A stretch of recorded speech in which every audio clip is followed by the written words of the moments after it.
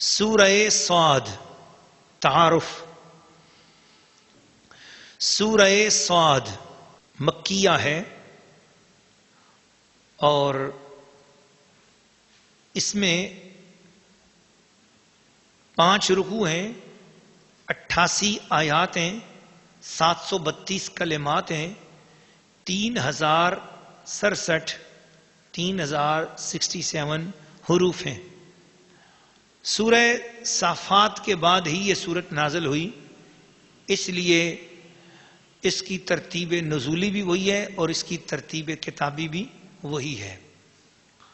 دونوں صورتیں آگے پیچھے نازل ہوئیں، پہلے سورۃ صافات پھر اس کے بعد یہ سورۃ صاد. تو اب ایک خاص بات، بہت اہم بات، یہ دونوں صورتیں ساتھ ساتھ نازل ہوئیں، اس کے مضامین اور اس کے مضامین ایک ہیں، اس کا مقصد اور اس کا مقصد ایک ہے.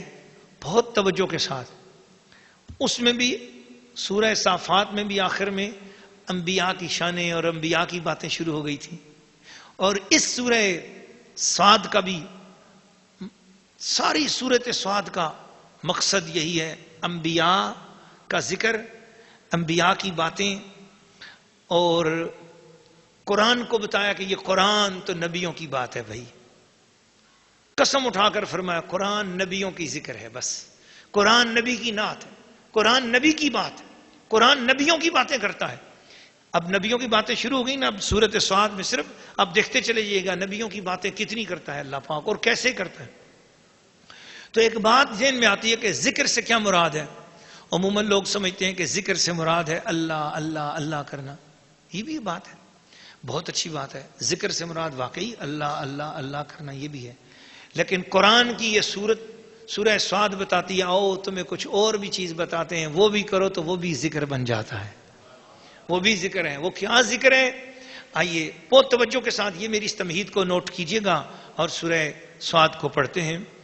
کہ فرمایا کہ مکہ والوں کو بھی سمجھایا جا رہا ہے اور دنیا بھر کے کافروں کو سمجھایا جا رہا ہے. لوگوں تم کہتے ہو فلاں کہانی سناؤ، فلاں بت کی سناؤ، فلاں بت خانے میں کیا ہوا، فلاں ٹیمپل میں کیا ہوا، فلاں گرجے میں کیا ہوا، فلاں صنم خانے میں کیا ہوا، فلاں شرک خانے میں کیا ہوا. چھوڑو ان باتوں کو، آؤ باتیں ہی اگر کرنی ہے، ذکر ہی کرنا ہے، یاد ہی کرنی ہے، آؤ نبیوں کی یاد کرو، آؤ نبیوں کا ذکر کرو، انبیاء کی باتیں کرو. گھروں میں بیٹھو، کچن میں بیٹھو، دکان پہ بیٹھو، ہوٹل میں بیٹھو، بازار میں بیٹھو، گھومو پھرو دنیا میں، لیکن جب بھی بات کرو اپنی باتوں میں نبیوں کی بات کیا کرو، نبیوں کے واقعے بیان کیا کرو، نبیوں کے واقعات بیان کیا کرو.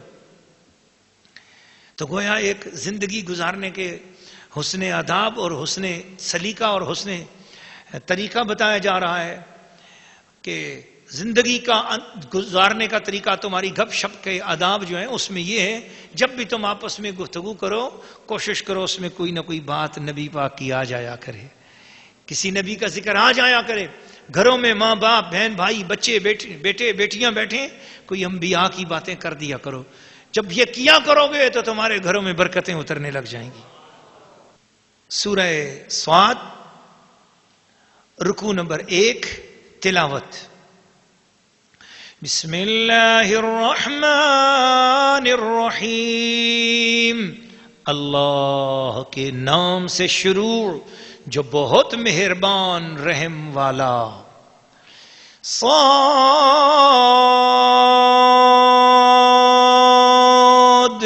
والقرآن ذی الذکر بل الذین کفروا فی عزة وشقاق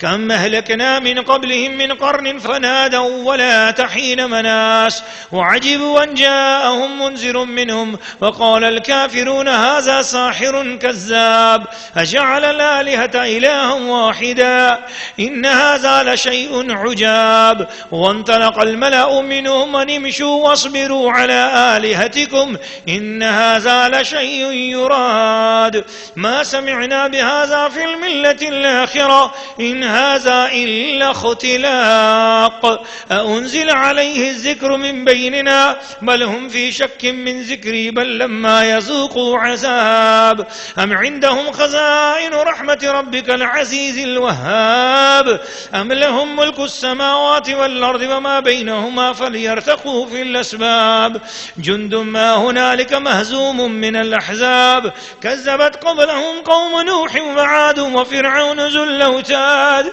وثمود وقوم لوط وأصحاب الأيكة أولئك الأحزاب إن كل إلا كذب الرسل فحق عقاب. سورہ صاد رکوع نمبر 1 ترجمہ کنز الایمان. صاد اس نام ور قرآن کی قسم، بلکہ کافر تکبر اور خلاف میں ہے. ہم نے ان سے پہلے کتنی سنگتیں کھپائیں تو اب وہ پکاریں اور چھوٹنے کا وقت نہ تھا، اور انہیں اس کا اچنبا ہوا کہ ان کے پاس انہی میں کا ایک ڈر سنانے والا تشریف لایا. اور کافر بولے یہ جادوگر ہے بڑا جھوٹا، تو کیا اس نے بہت خداؤں کا ایک خدا کر دیا؟ بے شک یہ عجیب بات ہے. اور ان میں کہ سردار چلے کہ اس کے پاس سے چل لو اور اپنے خداؤں پر صابر رہو، بے شک اس میں اس کا کوئی مطلب ہے. یہ تو ہم سب نے، اور یہ تو ہم نے سب سے پچھلے دین نصرانیت میں بھی نہیں سنی. یہ تو نیری نئی گھڑت ہے. کیا ان پر قرآن اتارا گیا ہم سب میں سے؟ بلکہ وہ تو شک میں ہے میری کتاب سے، بلکہ ابھی میری مار نہیں چکھی. کیا وہ تمہارے رب کی رحمت کے خزانچی ہیں؟ وہ عزت والا بہت عطا فرمانے والا ہے. کیا ان کے لیے ہے سلطنت آسمانوں اور زمین کی؟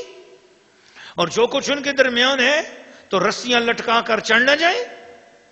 یہ ایک ذلیل لشکر ہے، انہی لشکروں میں سے جو وہیں بھگا دیا جائے گا. ان سے پہلے جھٹلا چکے ہیں نوح کی قوم اور عاد اور چومیخا کرنے والا فرعون اور سمود اور لوط کی قوم اور بن والے. یہ ہیں وہ گروہ، ان میں کوئی ایسا نہیں جس نے رسولوں کو نہ جھٹلایا ہو. تو میرا عذاب لازم ہوا. سورہ صاد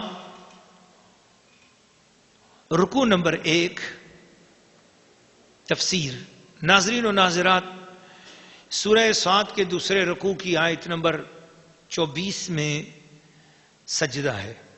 سورہ صاد کے خواص بتانے رہ گئے تھے.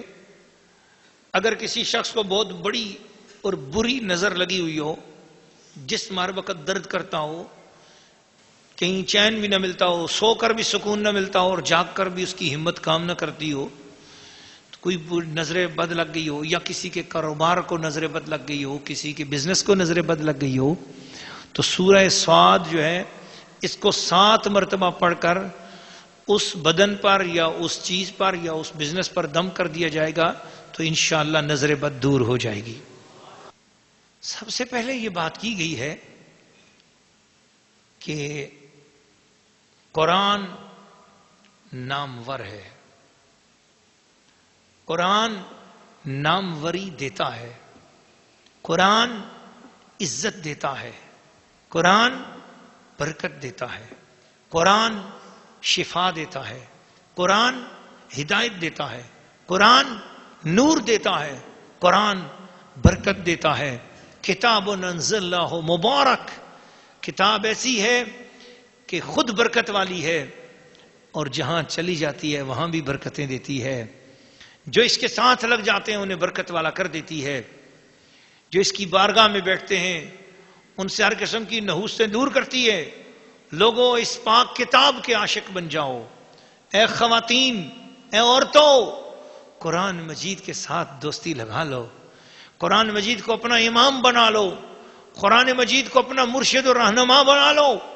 سمجھ کر پڑھو، سمجھ کر پڑھو. جب سمجھ کر پڑھو گی اے بندو، جب سمجھ کر پڑھو گے پھر یہ قرآن تمہارے دلوں کی بند رگیں کھولے گا.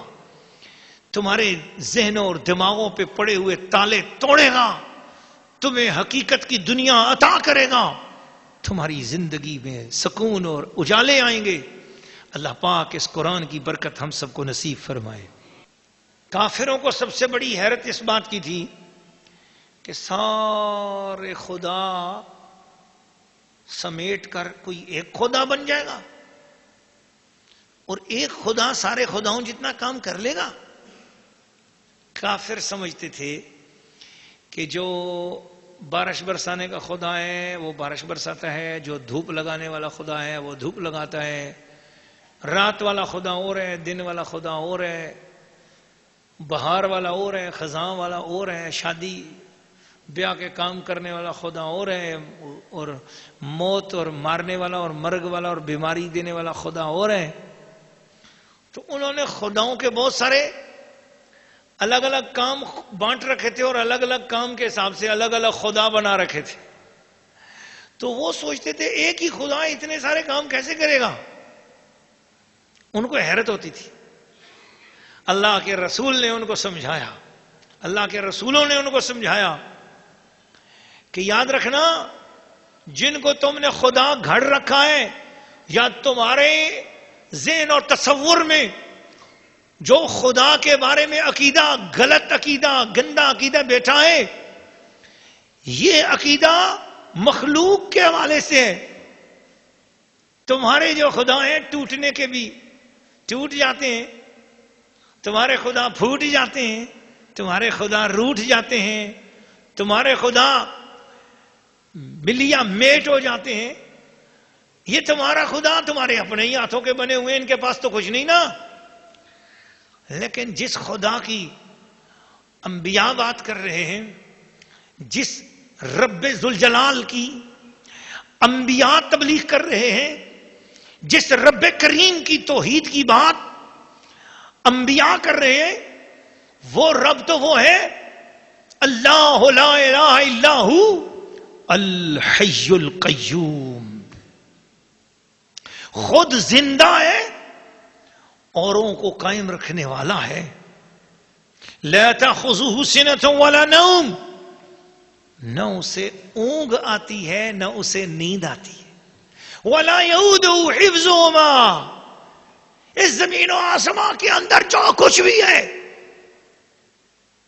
سب کی نگرانی کرتے ہوئے اللہ کبھی اکتاتا نہیں، تھکتا نہیں، اسے نہیں تھکاتی ہے ان کی نگرانی۔ کیوں؟ وَهُوَ الْعَلِيُّ الْعَظِيمُ، واللہ بڑا بلند ہے، بڑی عظمت والا ہے۔ اس لیے ان کو بتایا گیا کہ تم نے جو خدا ہونے کے حوالے سے تصور کر رکھا ہے کہ ہر کام کا الگ الگ خدا، نہیں، مسلمانوں کی طرف سے تمہیں جو جس خدا کی بات کی جا رہی ہے، جس رب کی دعوت تمہیں محمد الرسول اللہ کی طرف سے مل رہی ہے، یہ وہ رب ہے ہر کام، ہر دعا، ہر مطلب، ہر ندا، ہر استغاثہ، ہر التجا، ہر مراد، ہر تمنا، ہر آرزو، ہر خواہش، ہر التجا اسی سے کرو، اور وہ ہر ایک کی التجا سننے والا، ہر ایک کی صدا سننے والا، ہر ایک کے من کی مرادوں کو جاننے والا، ہر ایک کی تمنائیں دیکھنے والا، اور وہ ہر ایک کی تمنائیں پوری فرمانے والا کون ہے اس کے سوا جو کسی کی تمنا پوری کر سکے؟ ہاں، وہی ہے جو تمنائیں بھی پوری کرتا ہے، وہی ہے جو دعائیں بھی سنتا ہے، وہی ہے جو آرزویں بھی سنتا ہے۔ پھر انبیاء کے نام لیے، حضرت نوح کا، اور پھر قوم عاد کا، قوم فرعون کا، سمود کا، قوم لوط کا، اصحاب ایکا کا، کہا ان سب لوگوں نے مل کر میرے رسولوں کو جھٹلایا، جنہوں نے میرے رسولوں کو جھٹلایا ان پر میرا عذاب لازم ہوا۔